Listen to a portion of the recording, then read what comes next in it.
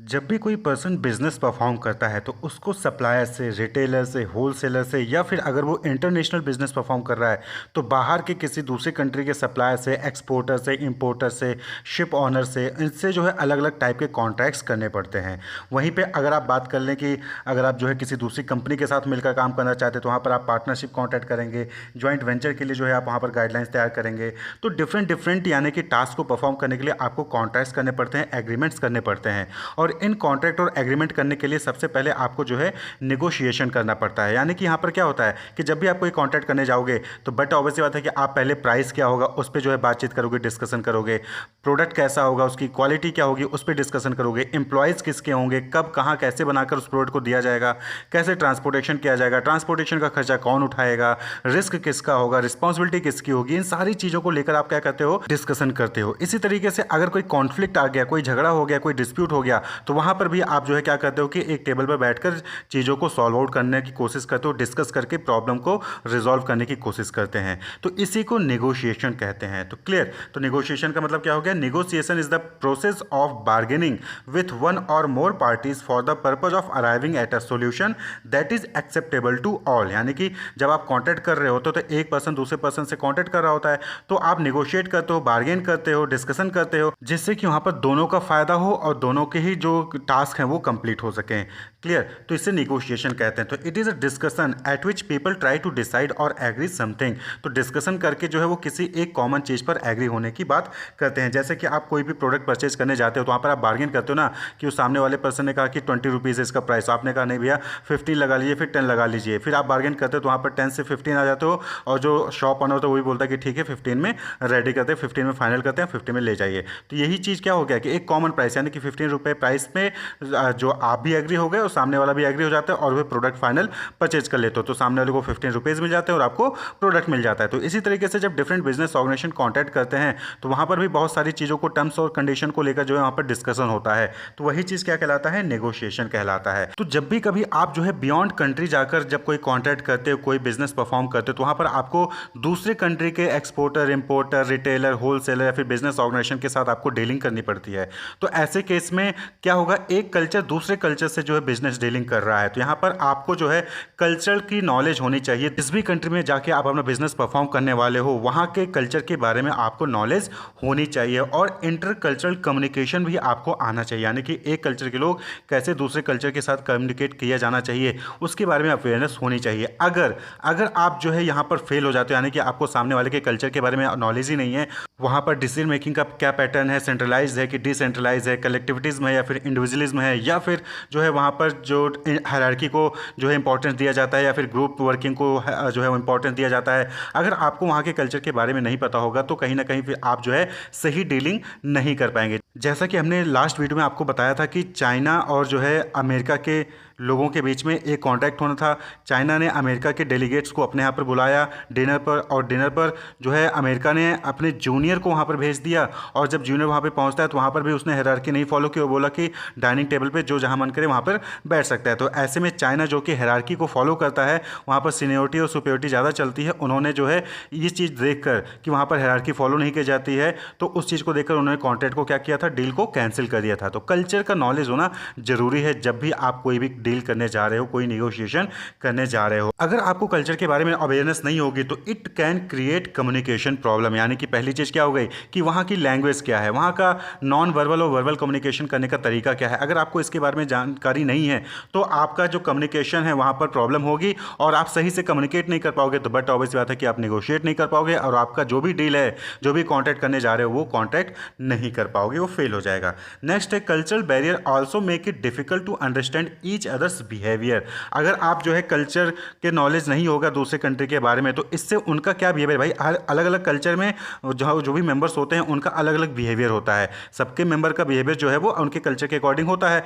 कहीं पर जो है नेपोटिज्म को फॉलो किया जाता है, कहीं पर नेपोटिज्म को फॉलो नहीं किया जाता है। अब कुछ कंट्रीज में जैसे कि अमेरिकन, वहाँ पर जो है वो नेपोटिज्म को फॉलो नहीं करते हैं। उनका मानना ये होता है कि जब भी बिजनेस ऑर्गेनाइजेशन में हायरिंग हो तो नेपोटिज्म यानी कि रिलेटिव्स को आप जो है हायर मत करिए। लेकिन कुछ कंट्रीज में नेपोटिज्म को बढ़ावा दिया जाता है, यानी कि कि वहाँ पर कहा जाता है कि हाँ आप अपने रिलेटिव को लाइए, उनको हम हायर कर लेंगे क्योंकि हम उन पर ट्रस्ट कर सकते हैं। आपका रिलेटिव होगा तो हम उन पर ट्रस्ट कर सकते हैं, लॉयल हो सकते हैं, इसलिए जो है उनको नेपोटिज्म को वहाँ पर फॉलो किया जाता है। लेकिन अमेरिका में जो है नेपोटिज्म को फॉलो नहीं किया जाता। तो कल्चर के बारे में अगर आपको नॉलेज नहीं होगा तो आप जो है कहीं ना कहीं हायरिंग में इश्यूज आ सकती हैं, यानी कि यहाँ पर नेगोशिएशन में प्रॉब्लम्स आ सकती हैं। इसी तरीके से तीसरा क्या प्रॉब्लम होगा कि cultural considerations influence the form and substance of the deal, यानी कि डील का क्या फॉर्म होगा, डील का क्या सब्सटेंस होगा, उस पर जो उसको भी इन्फ्लुएंस करता है कल्चर। जैसे कि when McDonald first franchised its operation in Thailand it insisted on strict adherence to its traditional American menu, यानी कि मैकडोनल्ड ने जो कि अमेरिका की मेनू थी वही मेनू जो है वो थाईलैंड में भी जाके सर्व कर रहे थे, सेल कर रहे थे।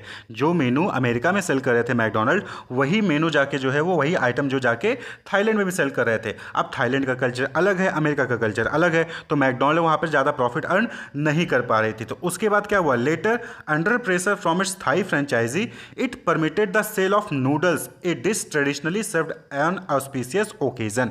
तो उसके बाद क्या हुआ कि जो थाई फ्रेंचाइजी थी, यानी कि मैकडोनल्ड का जो थाईलैंड में जिन्होंने फ्रेंचाइजी ली थी, उन्होंने प्रेशर दिया मैकडोनल्ड की कि उनको वो अलाउ करें कि वो नूडल्स भी सेल कर सके, क्योंकि नूडल्स जो है वो ट्रेडिशनल डिश माना जाता है ऑस्पिशियस ओकेजन पे। तो इसीलिए क्या हुआ कि वहाँ पर उनको कल्चर के अकॉर्डिंग प्रोडक्ट को चेंज करना पड़ा, अपनी एग्रीमेंट को, डील को चेंज करना पड़ा। यानी कि कल्चर की वजह से मैकडोनल्ड को अब अपने यहाँ पर नूडल्स भी सेल करना पड़ा थाईलैंड में, जहाँ पे उन्होंने अपनी फ्रेंचाइजी दी थी। तो यानी कि नेगोशिएशन जब भी करते हैं तो वहाँ पर कल्चर का बहुत ही बड़ा इम्पैक्ट पड़ता है।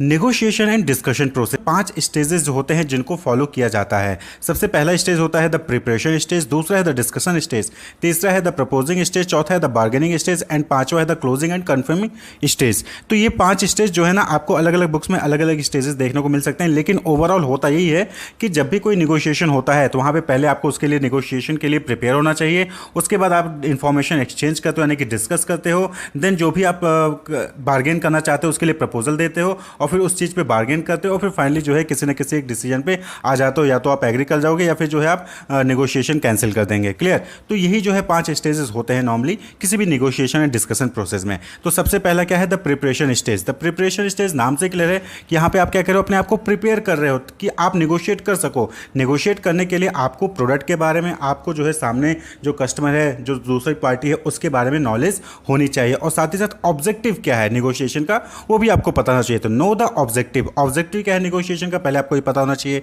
No the people with whom negotiation is to be done, किसके साथ आप निगोशिएट करने जा रहे हो उसके बारे में आपको आइडिया होना चाहिए। इन्फॉर्मेशन जो है आप इकट्ठा करके रखिए।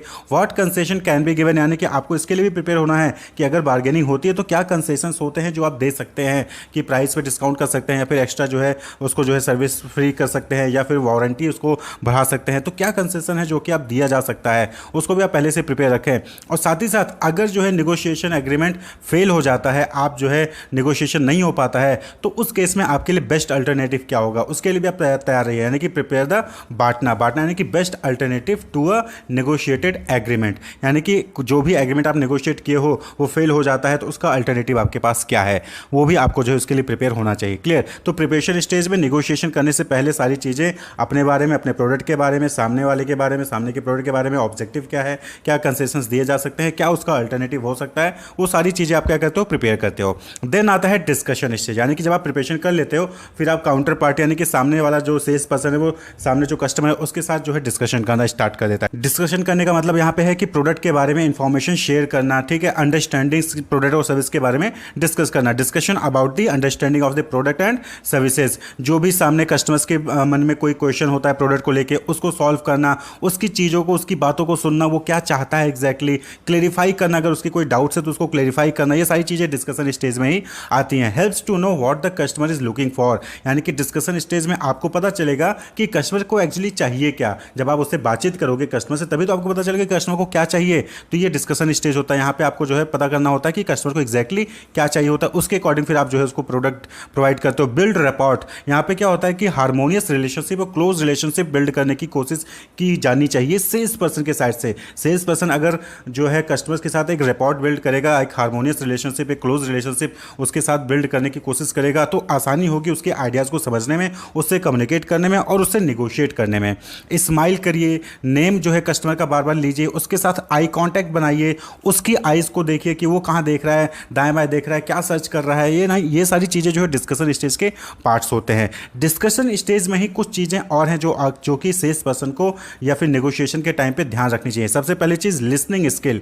होता क्या है कि जब भी हम नेगोशिएट कर रहे होते हैं तो अगर हम ध्यान से नहीं सुनते हैं ना सामने वाली पार्टी को, तो वो नेगोशिएशन फेल हो जाता है, यानी कि वो वहाँ पे एग्रीमेंट नहीं हो पाता है। तो लिसनिंग स्किल क्या होता है? The ability to pay attention to and effectively interpret what other people are saying. यहाँ पे क्या है कि आप कितने ध्यान से सामने वाले को सुन रहे हो और साथ ही साथ उसको इंटरप्रेट भी कर रहे हो। पीपल क्या कह रहा है, सामने वाला क्या कह रहा है, उसको आप इंटरप्रेट भी सही तरीके से कर रहे हो। तो that is listening skill. Listening skill business communication में आपने इन डिटेल पढ़ा होगा, और अगर नहीं पढ़ा है तो उसके ऊपर वीडियो बना है, आप वहाँ से देख सकते हैं, वो हेल्पफुल रहेगा कि लिसनिंग स्किल क्या है, कैसे लिसन होना चाहिए, डिफरेंट टाइप क्या है। ठीक है, तो यहाँ पे इंपॉर्टेंट चीज़ें हैं जैसे कि पे अटेंशन, आपको ध्यान देना है कि सामने जो सेकंड पार्टी है वो क्या कह रही है। Show that you are listening, आपको ये भी दिखाना है कि आप सुन रहे हो ताकि सामने वाला अपनी बात सही तरीके से कह सके। होता क्या है कि कभी कभी जब आप किसी से बात करते हो और सामने वाला इग्नोर करता है, आपकी बात को ध्यान से नहीं सुनता है, कहीं किसी और काम में बिजी होता है, तो फिर आप जो है चुप हो जाते हो, आप जो है बात को खत्म कर देते हो। प्रोवाइड फीडबैक, यानी कि आपको फीडबैक भी देना है कि सामने वाले ने कुछ कहा तो उस पर आप रिस्पॉन्ड करिए। ठीक है, अप्रोप्रिएटली रिस्पॉन्ड करिए। उसने पूछा कुछ, आप बता कुछ और होते, यानी कि आप कहीं ना कहीं ध्यान से सुन नहीं रहे थे। तो लिसनिंग स्किल डिस्कशन स्टेज में इंपॉर्टेंट पार्ट होता है। उसके बाद आता है कंट्रोलिंग इमोशंस। यहाँ पे क्या होता है कि कई बार ऐसा कस्टमर कुछ ऐसी बातें कह देता है कि जिसकी वजह से सामने वाले को गुस्सा आ जाता है, लेकिन यहीं पे सेल्स पर्सन को गुस्सा नहीं होना है। अब आपने पूछा कि 100 रुपए की कोई चीज़ है, तो आपने कस्टमर से पूछा कि अच्छा बताइए कि आप इसको कितने में चाहते हैं, तो कस्टमर बोला मुझे 10 रुपए में चाहिए। तो अब यहाँ पे 100 रुपए की चीज़ अगर आप 40 में बोलते, 50 में बोलते, 60 में बोलते, तभी एक रीजनेबल लगता है, लेकिन 10 रुपए में चाहिए, तो यहाँ पे क्या होता है कि सेल्स पर्सन को गुस्सा आ जाएगा। लेकिन उस गुस्से को कंट्रोल करना है, कहीं ना कहीं आपको इमोशंस को कंट्रोल करना है। डिस्कशन स्टेज में होता है कि आपको अपने इमोशंस को कंट्रोल करना है जिससे कि नेगोशिएशन सही तरीके से हो सके। It's about learning to stay calm when handling small problem, यानी कि जब भी आप कोई प्रॉब्लम्स को हैंडल करते हो तो उसमें आप जो है काम होना जरूरी है। तो नेगोशिएशन में आप काउंटर पार्टी यानी सेकंड पार्टी से जो है नेगोशिएट कर रहे होते हो, तो वहाँ पे आपको जो है काम होना चाहिए, अपने इमोशंस को कंट्रोल होना चाहिए, जल्दी गुस्सा नहीं हो जाना है या फिर जल्दी खुश नहीं हो जाना है। यहाँ पे कहने की बात ये चीज़ है। आपने बहुत बार देखा होगा कि जब भी आप शॉप पे जाते हैं तो जो सेल्स पर्सन होता है वो आइडेंटिफाई कर लेता है आपके बिहेवियर से कि आपको क्या प्रोडक्ट चाहिए, आपको क्या सर्विसेज चाहिए। तो स्पॉटिंग साइंस, आप लोगे या नहीं लोगे। कई बार जो है सेल्स पर्सन कह देता है आपको लेना है नहीं, आप खाली टाइम पास करने आए हो।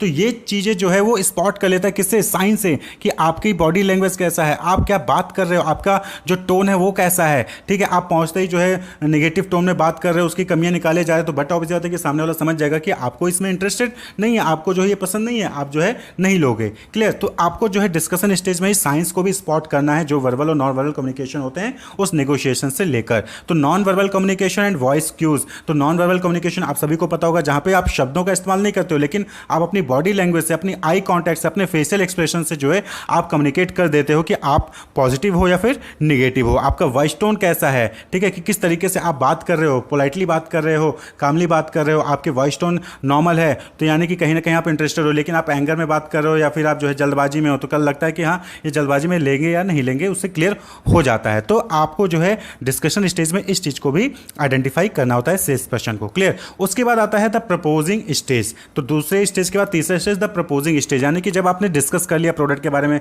सारी चीज़ें समझा दी, सारी कुछ इन्फॉर्मेशन वहाँ पे एक्सचेंज हो गई, अब आता है प्रपोजिंग स्टेज। यानी कि यहाँ पे क्या होता है कि अब जो है आप कुछ ना कुछ सजेशंस देते हो, या फिर कोई जो कंडीशन है या फिर कंडीशंस हैं, यानी एक कंडीशन या फिर मल्टीपल कंडीशन है, उसको जो है यहाँ पे आप अप्लाई करते हो। क्लियर? जैसे सेल्स पर्सन ने बोला कि 100 रुपीज़ का ये प्रोडक्ट है, ये सारे फीचर्स है, उसने सारी चीज़ें समझा दी, उसने जो कस्टमर की क्वेरीज थी सबको डील कर लिया।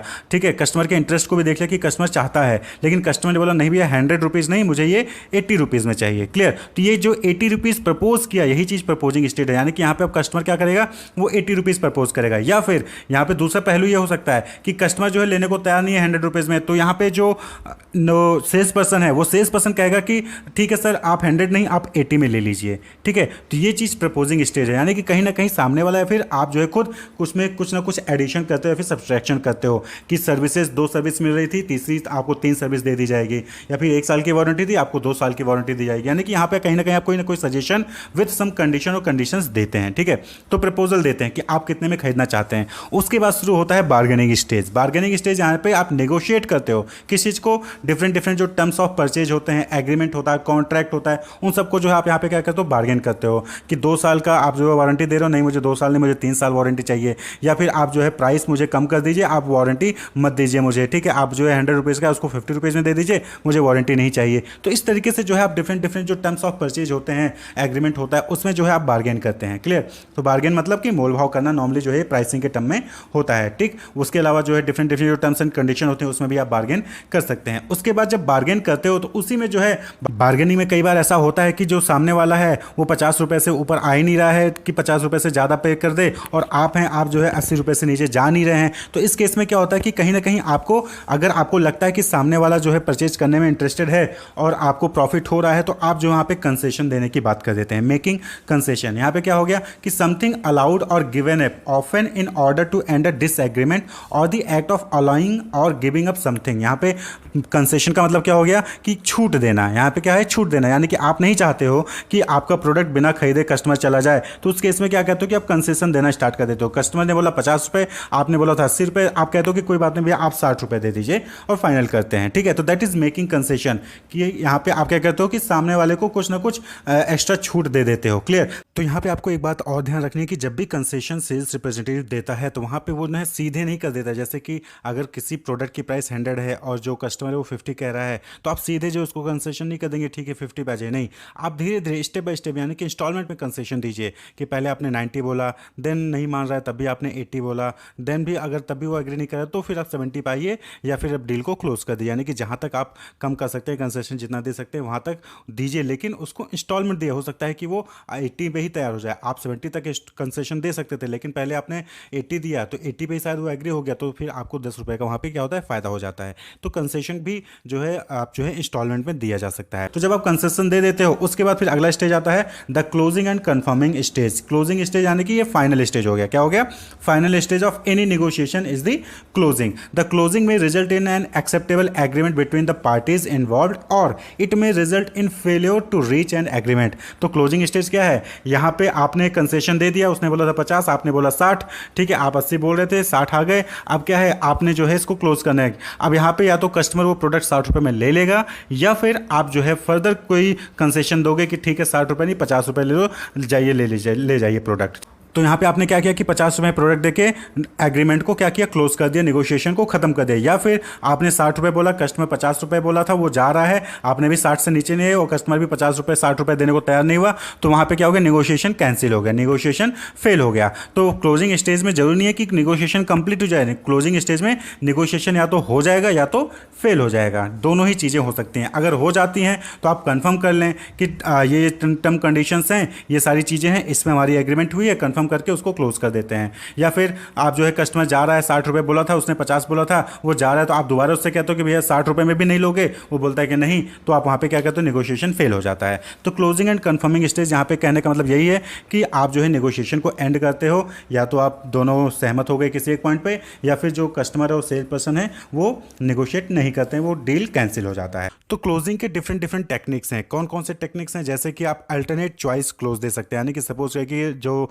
नेगोशिएशन है वो फेल हो रहा है, कस्टमर जो है आपका प्रोडक्ट लेने को तैयार नहीं हो रहा है, तो उस केस में क्या करते हैं कि आप कोई दूसरा प्रोडक्ट उसको ऑफर कर दीजिए, यानी कि कोई अल्टरनेट प्रोडक्ट जो है उसको ऑफर कर दीजिए। शायद वो वाला प्रोडक्ट ले ले जो आप पहले प्रोडक्ट दिखाए, तो वो प्रोडक्ट ना लेके दूसरा जो प्रोडक्ट आप दिखाएंगे वो प्रोडक्ट वो परचेज कर ले। तो अल्टरनेट चॉइस क्लोज ये तब होता है जब आपकी डील जो पहली वाली डील है वो फेल हो रही हो। वहीं पे दूसरा टेक्निक है कि bring in a trusted third party. यहाँ पे क्या होता है कि अगर डील क्लोज नहीं हो रही तो आप किसी थर्ड पार्टी को जिस पे वो ट्रस्ट करता है उसको आप उस डील में लेके आइए और उसके जरिए जो है डील को क्लोज करवा सकते हैं। या फिर कॉम्प्लीमेंट्री क्लोज, यहाँ पे एक टेक्निक होता है कॉम्प्लीमेंट्री क्लोज, जहाँ पे आप क्या करते हैं कि सामने वाले को कॉम्प्लीमेंट्री विशेस करते हैं, यानी कि थैंक यू या फिर योर बेस्ट रिगार्ड, इस तरीके से जो है आप उसको विश करके जो है डील को क्लोज करते हैं। अजम्पटिव क्लोज, अजम्पटिव क्लोज में क्या होता है कि the sales person assume that prospect has already agree to buy, यानी कि यहाँ पे जो सेल्स पर्सन ये अज्यूम करता है कि कस्टमर जो है वो प्रोडक्ट को परचेज करने तैयार है, और फिर वो बोलता है कि अच्छा बताइए कितना पैक कर दें। आपने देखा होगा कि बहुत बार जब आप शॉप पे जाते हो तो आप खाली रेट पूछते हो, लेकिन सामने वाला दुकानदार बोलता है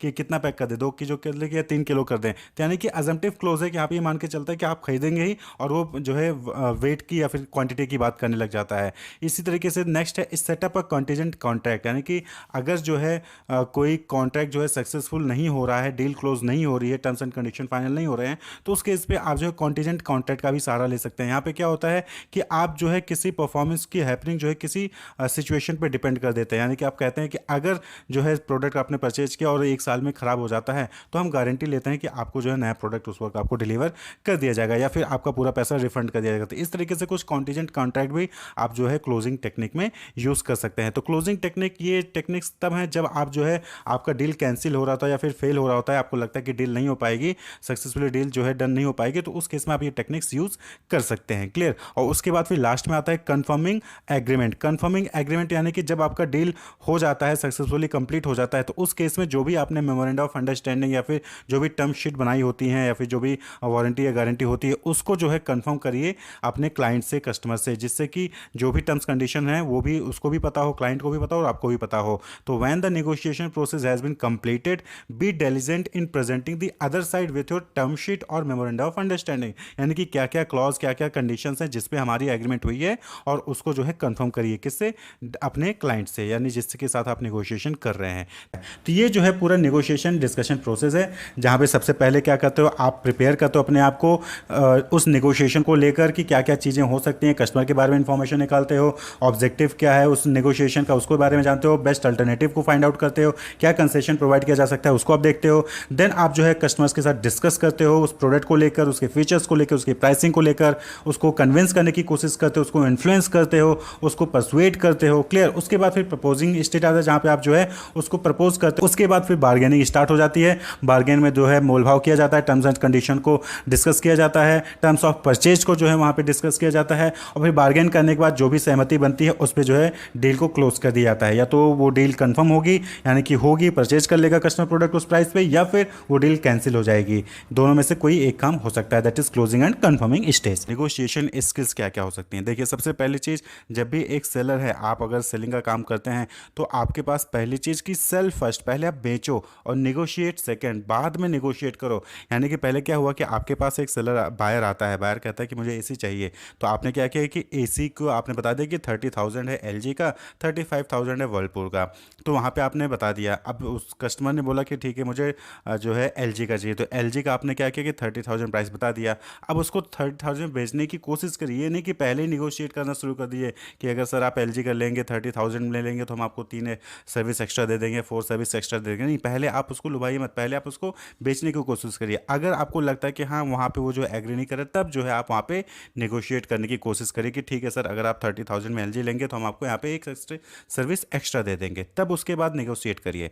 talk to the right people. बहुत बार देखे होंगे कि जब ग्रुप में लोग शॉपिंग करने आते हैं, तो वहाँ पे कुछ लोग होते हैं कि साथ में आते हैं, लेकिन उनका जो है डिसीजन मेकिंग में इन्वॉल्वमेंट नहीं होता है। तो आपको जो है बीइंग अ सेलर, आपको आइडेंटिफाई करना है कि कौन है जो एक्चुअली में फाइनली डिसीजन लेगा, उससे बात करने की कोशिश करिए, क्योंकि उसको सेटिस्फाई कर लेंगे तो आपका डील जो है वो क्रैक हो जाएगा।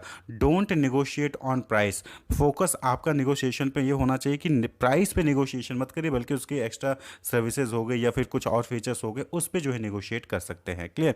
Never interrupt a customer and by all means always allow the customer to speak first. Negotiation में आपको एक चीज़ और ध्यान रखनी चाहिए कि कभी भी कोई कस्टमर कुछ कह रहा है तो उसको इंटरप्ट नहीं करिए, बल्कि उसको सुनिए, वो क्या कह रहा है, और उसको बोलने का मौका दीजिए कि वो क्या चाहता है। तभी तो आप एक्चुअली में नेगोशिएट कर पाएंगे। Don't start any negotiation until you know exactly what it is the customer want. यानी कि तब तक आप नेगोशिएशन शुरू मत करिए जब तक कि आपको यह ना पता हो कि कस्टमर को एग्जैक्टली चाहिए क्या। क्लियर। तो आपको ये चीज़ें ध्यान रखनी चाहिए नेगोशिएशन करने से पहले। अब बात कर लें नेगोशिएशन स्ट्रेटजीज़ के बारे में। तो देखिए, नेगोशिएशन स्ट्रेटजीज़ क्या है, यहाँ पे कोशिश ये की जाती है कि विन विन सिचुएशन हो, लेकिन कई बार होता है कि विन विन सिचुएशन नहीं हो पाती है। तो नेगोशिएशन स्ट्रेटजी का मतलब क्या हो गया, plan of attack, how one plan on interacting with the supply. यानी कि कैसे आप जो है बायर से जो है सप्लाई बायर से जो है इंटरेक्ट करोगे, जिससे कि आप डील को क्रैक कर सको। तो यहाँ पे जो है टोटल 5 स्ट्रेटजीज जो है हो सकती हैं, जो कि आपने एचआर में और ऑर्गेनाइजेशनल बिहेवियर में पढ़ी होंगी। सबसे पहला क्या है, कॉम्पिटिंग। कॉम्पिटिंग यानी कि यहाँ पे आप कम्पीट करोगे किससे, वायर से, कि यहाँ पे विन लूज सिचुएशन वाला हो जाएगा, कि यहाँ पे आप चाहोगे कि मुझे 30,000 का है तो 30,000 मुझे मिले और मैं 30,000 में उसको सेल कर सकूँ, सामने वाले को 30,000 देना पड़े, उसका कोई एक्स्ट्रा बेनिफिट वहाँ पे ना मिले। दूसरा है कोलाबोरेशन। कोलाबोरेशन में क्या होता है कि विन विन सिचुएशन, यानी कि आप एक ऐसा निगोशिएशन टर्म्स एंड कंडीशन या डिस्कशन करते हो जहाँ पे कस्टमर भी हैप्पी होता है और आप भी हैप्पी होते हैं, दोनों ही विन विन सिचुएशन होता है, ना आपका लॉस होता है ना कस्टमर का लॉस होता है। एकोमोडेशन। एकोमोडेशन में क्या होता है कि यहाँ पे सेलर जो है अपने बेनिफिट्स को विड्रॉ कर लेता है, यानी कि वो कहता है कि ठीक है 30,000 नहीं, आप 25,000 कह रहे थे, आप 25,000 में ही लेके जाइए। तो यहाँ पे क्या हो गया कि सेलर लूज कर लेता है और जो बायर है वो विन हो जाता था, एकोमोडेशन। या फिर चौथा स्ट्रेटजी है avoiding. Avoiding means lose lose. यहाँ पे क्या हो गया कि आप 30,000 से नीचे नहीं आए और वो 30,000 से वो जो है 25,000 से 25,000 से ऊपर गया नहीं, बायर जो है 25,000 से ऊपर देने को तैयार नहीं हुआ, और जो सेलर है वो 30,000 से नीचे नहीं आया, यानी आपने क्या किया, अवॉइड किया, वो भी चला गया और आप भी चले गए, यहाँ पे लूज हुआ, यानी कि ना ही उसने 25,000 में उसको सामान मिला और ना ही आपको 30,000 मिला, तो अवॉइड कर दिया, ठीक है। वहीं पे है कॉम्प्रोमाइजिंग। कॉम्प्रोमाइजिंग में क्या होता है कि उसका भी थोड़ा कम हो जाएगा, आपका भी थोड़ा कम हो जाएगा। यानी कि सपोज करिए कि जो सेलर है, बायर ने बोला कि मुझे 25,000 में चाहिए, आपने बोला था कि 30,000 में मिलेगा और प्लस 2 ईयर में आपको 2 सर्विसेज फ्री मिलेंगी, तो आपने क्या कहा कि ठीक है मैं आपको 25,000 में दे दूंगा, लेकिन आपको जो है 2 ईयर जो सर्विसिंग होगी हम सर्विसिंग नहीं देंगे। क्लियर। तो यहाँ पे क्या किया, कॉम्प्रोमाइज़ किया, यहाँ पे दोनों का कुछ ना कुछ, दोनों ने अपनी कुछ ना कुछ बेनिफिट्स खोई और जो है डील को क्रैक कर लिया, तो दैट इज़ यहाँ पे कॉम्प्रोमाइजिंग हो गया। कॉम्प्रोमाइज़ उसने क्या किया कि 2 साल में जो 2 सर्विस मिलेगी उसको छोड़ दिया, और वहाँ पे उसने क्या कॉम्प्रोमाइज़ किया, ठीक है 5,000 रुपये उसका कॉम्प्रोमाइज़ हो गया, तो 25,000 में उसको मिल गया, लेकिन 2 सर्विसेज उसको नहीं मिली। वहीं पे अगर वो 30,000 देता तो उसको 2 सर्विसेज मिलती थी, ये कॉम्प्रोमाइजिंग हो गया। क्लियर। इसी तरीके से आप दूसरा एग्जांपल समझ सकते हैं कॉम्प्रोमाइजिंग का, कि सपोज करें कि आप जो है कोई प्रोजेक्ट है, तो वहाँ पे 2 हफ्तों में आपने क्या किया कि प्रोजेक्ट कंप्लीट नहीं हुआ, टाइम आ गया, आपका प्रोजेक्ट कंप्लीट नहीं हुआ, तो आपने क्या कहा कि बॉस से कि मुझे 2 हफ्तों का जो है टाइम चाहिए, और तो बॉस ने बोला कि नहीं 2 हफ्तों का टाइम नहीं मिलेगा, आप जो वर्कर्स हैं उनसे ज़्यादा काम करवाइए। तो आप वर्कर्स से ज़्यादा काम तो कराया नहीं जा सकता है भाई, जो 6 घंटे 8 घंटे का टाइम पीरियड है उसी में काम करेंगे, एक्स्ट्रा काम करेंगे तो उनकी परफॉर्मेंस पे इफेक्ट पड़ेगा। तो यहाँ पे अब क्या हो सकता है, यहाँ पे कॉम्प्रोमाइज़ हो सकता है, यानी कि आप क्या कहते हो कि ठीक है सर 2 हफ्ते नहीं, हम 1 हफ्ते आप मुझे दे दीजिए, और जो वर्कर्स हैं उनको जो है 1 हफ्ते में 3 दिन जो है वो एक्स्ट्रा काम कर लेंगे, डबल वर्क कर लेंगे। तो इस तरीके से आप जो है कॉम्प्रोमाइज़ वाले सिचुएशन पे आते हैं। क्लियर। तो ये नेगोशिएशन स्ट्रेटजीज है। तो आप इस नेगोशिएशन स्ट्रेटजीज को इस फिगर से समझ सकते हैं। इस फिगर में आप देख रहे होंगे कि जो नीचे है डिग्री ऑफ कोऑपरेशन है लो टू हाई, और वहीं पे लेफ्ट साइड में आप देख रहे होंगे डिग्री ऑफ असर्टिवनेस है लो टू हाई। तो आप कोऑपरेटिव ज़्यादा हो और कॉम्पिटिटिव कितना हो, इसके बेसिस पे आप ये पाँचों को जो है यहाँ पे डिसाइड कर सकते हैं। कोऑपरेटिव भी ज़्यादा हो, हाई हो, और असर्टिवनेस यानी कि जो फोर्सफुलनेस या फिर कॉम्पिटिटिवनेस होता है वो भी ज़्यादा है, तो उस केस में आप विन विन सिचुएशन में आएंगे, यानी कि आप प्रॉब्लम को सॉल्व करने की कोशिश करेंगे, कोलैबोरेट करेंगे, जहाँ पे कस्टमर का भी फायदा होगा और सेलर का भी फायदा होगा। लेकिन सेलर जो है कोऑपरेटिव कम है और जो कॉम्पिटिटिव हो ज़्यादा है, तो वहाँ पे क्या होगा, डोमिनेटिंग यानी कि कॉम्पीटिंग वाली फीलिंग आ जाएगी। यहाँ पे क्या होगा कि सेलर जो है जीतने की कोशिश करेगा और बायर को लूज होगा, या फिर बायर के पॉइंट ऑफ व्यू से कहें तो बायर जीतने की कोशिश करेगा और सेलर लूज करेगा, ठीक है। तो कॉम्पिटिटिवनेस किसका ज़्यादा है, कॉपरेशन किसका ज़्यादा है। इसी तरीके से अगर कॉपरेशन ज़्यादा है लेकिन कॉम्पिटिटिवनेस कम है, तो वहाँ पे क्या होगा कि एक अपना जो है कंट्रीब्यूट कर देगा, यानी कि एक अपने आप को छोड़ देगा, अपना बेनिफिट नहीं देखेगा, दूसरे वाले को बेनिफिट देखेगा। जैसे बायर ने क्या किया, 30,000 मांगा था, 30,000 दे दिया, क्लियर। तो ये लूज विन वाला सिचुएशन हो गया, बायर लूज कर दिया, सेलर विन कर गया, या फिर सेलर ने बोला कि ठीक है 25,000 ही दे दीजिए आप ले जाइए, तो that is loose win, seller ने लूज कर दिया और बायर को विन हो गया। या फिर अवॉइडिंग, यहाँ पे क्या होता है, कॉपरेशन भी कम होता है, कॉम्पिटिटिव भी कम होता है, यानी कि यहाँ पे इंटरेस्ट ही नहीं लेते, अवॉइड करते हैं कि आप नहीं दे सकते आप जाइए। तो क्या होता है कि सेलर भी चला जाता है और बायर भी चला जाता है, अवॉइड कर देते हैं, लूज लूज दोनों को कुछ ना फायदा हुआ। वहीं पे लास्ट जो ऑप्शन होता है दैट इज कॉम्प्रोमाइजिंग। कॉम्प्रोमाइजिंग में कि ठीक है आप थोड़ा कुछ छोड़िए और हम थोड़ा कुछ छोड़ देते हैं, और कॉम्प्रोमाइज़ करके हम जो है कहीं ना कहीं कोई बीच का रास्ता निकाल के आपको प्रोडक्ट या फिर डील को क्रैक कर लेते हैं। क्लियर।